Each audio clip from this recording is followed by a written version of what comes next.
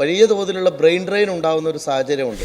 അപ്പോൾ അവിടെ സ്റ്റേ ബാക്കിന് വേണ്ടി താമസിക്കാനും അവിടെ തന്നെ ജീവിക്കാനും ആഗ്രഹിച്ച് എന്നേക്കുമായിട്ട് അവർ പോവുകയാണ്. വസ്തുനിഷ്ഠ യാഥാർത്ഥ്യങ്ങളെക്കുറിച്ച് കൃത്യമായി തിരിച്ചറിയാതെയാണ് പല വിദ്യാർത്ഥികളും വിദേശത്തേക്ക് മൈഗ്രേറ്റ് ചെയ്യാനായിട്ട് ആഗ്രഹിക്കുന്നത്. പലപ്പോഴും വിദേശ രാജ്യങ്ങളിൽ എത്തിപ്പെടുമ്പോൾ ഈ പറഞ്ഞ വാഗ്ദാനങ്ങളൊക്കെ തെറ്റാണ് എന്ന് മനസ്സിലാക്കാനുള്ള സാഹചര്യം അവർക്കുണ്ടാകുന്നു എന്നുള്ളത് കൊണ്ട് തന്നെ ഇപ്പോൾ ഒരു റിവേഴ്സൽ സംഭവിക്കുന്നുണ്ട്.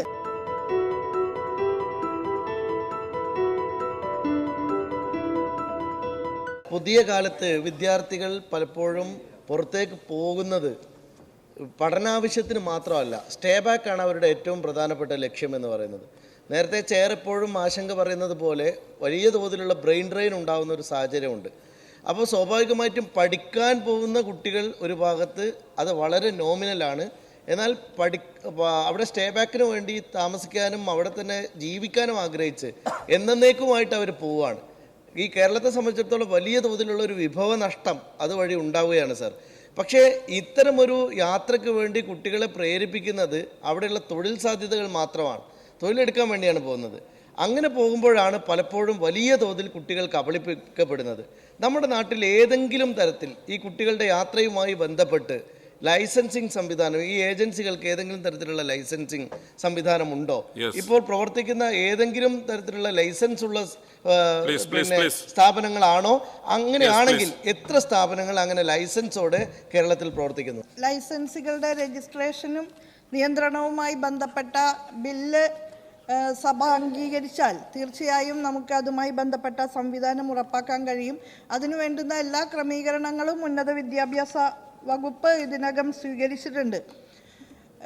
തീർച്ചയായും മറ്റ് രാജ്യങ്ങളിലെ ഉയർന്ന ജീവിത നിലവാരം ദൃശ്യമാധ്യമങ്ങളിലൂടെയും സാമൂഹ്യ മാധ്യമങ്ങളിലൂടെയും ഒക്കെ കണ്ട് അതിൻ്റെ പിന്നിലുള്ള വസ്തുനിഷ്ഠ യാഥാർത്ഥ്യങ്ങളെക്കുറിച്ച് കൃത്യമായി തിരിച്ചറിയാതെയാണ് പല വിദ്യാർത്ഥികളും വിദേശത്തേക്ക് മൈഗ്രേറ്റ് ചെയ്യാനായിട്ട് ആഗ്രഹിക്കുന്നത്.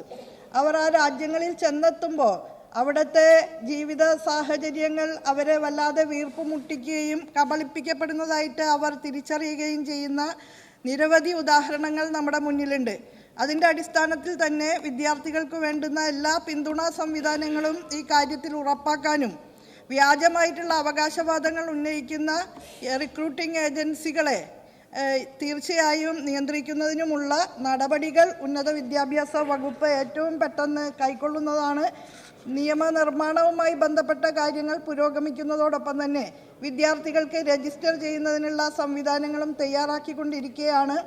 നോർക്കയുടെ രജിസ്ട്രേഷൻ നിർബന്ധമാണ് എന്ന് പറയുമ്പോൾ തന്നെ വളരെ കുറച്ച് വിദ്യാർത്ഥികൾ മാത്രമാണ് അതിലൂടെ രജിസ്റ്റർ ചെയ്യാൻ തയ്യാറാകുന്നുള്ളൂ എന്നുള്ളതാണ്.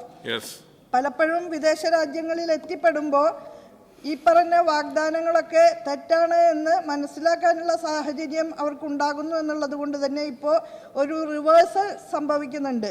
മാത്രമല്ല, പൊതുവിൽ ആഗോള പ്രതിഭാസമായിട്ട് നടന്നിരുന്ന സ്റ്റുഡൻറ് മൈഗ്രേഷൻ ഇപ്പോൾ ഒരു റിവേഴ്സൽ ഉണ്ടാകുന്നു എന്നുള്ളതാണ് പഠനങ്ങൾ സൂചിപ്പിക്കുന്നതായിട്ടുള്ള കാര്യം.